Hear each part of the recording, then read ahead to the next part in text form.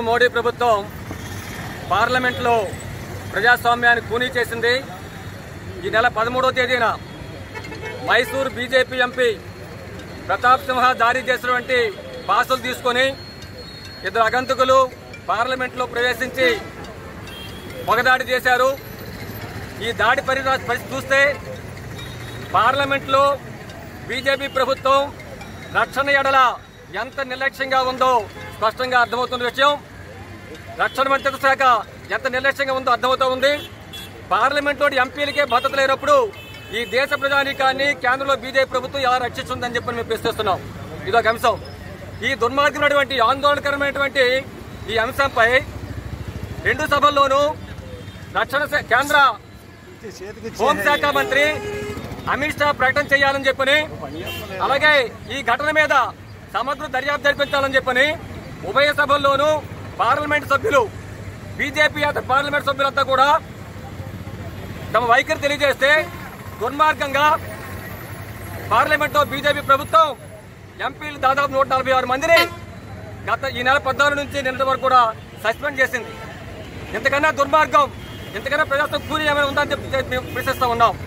వాస్తవంగా ఈ ఘటనకి బాధ్యులైనటువంటి BJP MP మీద చర్య చేపట్టాలి, సమగ్ర విచారణ జరిపించాలి. బాధ్యత అది దేశ ప్రజానికి చెప్పాలి. వాళ్ళు ఆ పని చేయకుండా దీనికి కారణమైన వాళ్ళు విడిచిపెట్టి ఈ కారణాలు చెప్పండి దేశ ప్రజలకు చెప్పే వాళ్ళ మీద సస్పెండ్ చేయడం, నిర్బంధం ప్రయోగించడాన్ని ఈరోజు ఈ విశాఖ జిల్లాలో ఉన్నటువంటి CPM, CPI, MCP, CPML, New Democracy, AAP party, Congress party తదితర ఇండియా వేదిక పార్టీలు తీవ్రంగా ఖండిస్తున్నాయి.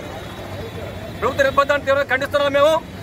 దీనికి అంతటికీ ప్రధాన కారణం ఏంటంటే పార్లమెంట్లో ప్రజా వ్యతిరేక బిల్లుల్ని మోడీ ప్రభుత్వం ఆమోదింపు చేసుకోవాలి. దానికి ప్రతిపక్షం ఉంటే ప్రశ్నిస్తారు, ప్రజా వ్యతిరేక బిల్లులు తిరస్కరిస్తారు. కాబట్టి ప్రతిపక్షం లేకుండా దానికి అనుకూలంగా ఉన్నటువంటి దేశ ప్రజలకు నష్టదాయకమైన బిల్లుల్ని పాస్ చేసుకోవాలి అని చెప్పినటువంటి ఒక దుర్మార్గమైన కుట్రతో ఈరోజు మోడీ ప్రభుత్వం మొత్తం పార్లమెంట్ సభ్యుల్ని బయట పెట్టేసింది. ఈ చీకటి రోజు ఇది, పార్లమెంట్ పూర్తి చేసిన రోజు. ప్రజాస్వామ్యం కోసం మాట్లాడేటువంటి బీజేపీకి ఇంకా ప్రజాస్వామ్యం కోసం మాట్లాడే హక్కు ఉండదని చెప్పి ఈ సంఘటన తినిపిస్తున్నాయి.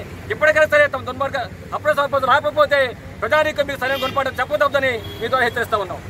శీతాకాల సమావేశాల్లో ఇద్దరు అగంతకులు భారతీయ జనతా పార్టీ పార్లమెంటు సభ్యుడు పాస్ తీసుకొని సయానా గ్యాలరీల నుండి పార్లమెంటు జరుగుతున్న సభలో దూకి భయభ్రాంతులు సృష్టించి టీర్ గ్యాసు పెంచి అందరినీ భయభ్రాంతులు చేసిన సంఘటన భారతదేశ ప్రజలందరూ దిగ్భ్రాంతికి గురైనారు. ఇటీవల పార్లమెంటు సభ్యులందరూ దేశ భద్రత మీరు ఎలాగా కాపాడడం లేదు, భారతీయ జనతా పార్టీ నేతృత్వంలో కనీసం పార్లమెంటు సభ్యులకైనా భద్రత లేదని దీని మీద కేంద్ర హోంమంత్రి, ప్రధానమంత్రి సభలో ప్రకటన చేయాలా. భద్రతా ప్రమాణాలు పాటించకుండా దేశ ప్రజలకు భద్రత లేకుండా మన దేశంలో అత్యున్నత పార్లమెంటుకి అవమానం జరిగింది. దీని మీద వివరణ ఇవ్వమంటే ఆయన 141 మంది పార్లమెంటు సభ్యులు దప్పదప్పాలుగా సస్పెండ్ చేశారు తప్ప సమాధానం ఇవ్వలేదు. ఎందుకు మీకు అంత భయం? మీ లొసుగులు ఉన్నాయి కాబట్టి మీరు సమాధానం చెప్పడానికి దాటివేస్తున్నారు అనేది భారతదేశ ప్రజలందరూ గమనిస్తున్నారు. ప్రధానమంత్రి గారు, హోంమంత్రి గారు ప్రకటన చేయలేదు, ప్రధానమంత్రి గారు నోరెప్పలేదు. ఇంకొక పక్క ఎవరైనా ప్రతిపక్ష పార్టీల సభ్యులు ఎవరైనా ఏదైనా ఉంటే వాళ్ళు జైల్లో వేస్తారు. ఢిల్లీలో ఆ పార్టీ మాజీ ఉప ముఖ్యమంత్రిని తీసుకెళ్లి జైల్లో వేశారు. ఇటీవల తెలంగాణ రాష్ట్రంలో ముఖ్యమంత్రి గారు అమ్మాయి అవినీతి చేసింది, మద్యం కుంభకోణంలో ఇరికిపోయిందని చెప్తే ఇటీవల ఎన్నికలు జరిగాయి కాబట్టి వాళ్ళతో కుంభకోణాలు జరిగి వాళ్ళని రక్షించారు. అంటే ప్రతిపక్ష పార్టీలు ఎమ్మెల్యేలు ఎవరైనా పార్టీ వాళ్ళని మీకు అనుకూలంగా లేనటువంటి వాళ్ళు మీరేమో జైలుకి పంపిస్తారు. పార్లమెంట్లో భద్రత కరువైంది మహాప్రభు, దీన్ని కాపాడండి అంటే రక్షణ లేదు. ఈ రక్షణ లేనందుకు నిరసనగా ఇవాళ దేశవ్యాప్తంగా సిపిఐ, సిపిఎం, ఆప్ పార్టీ అలాగే కాంగ్రెస్ పార్టీలు విశాఖపట్నంలో ఇచ్చిన పిలుపు మేరకు నిరసన తెలియజేస్తున్నాం. ఇప్పుడైనా ప్రధానమంత్రి గారు ఇప్పుడేమో ఒకరోజు ముందే పార్లమెంట్ సమావేశాలు వాయిదా వేశారు.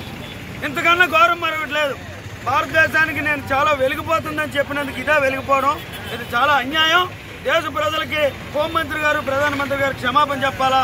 పార్లమెంటుతో భద్రతా ప్రమాణాలు ఖచ్చితంగా పాటించడానికి చర్యలు చేపట్టాలని అన్ని పార్టీల పక్షాలను మేము డిమాండ్ చేస్తున్నాం.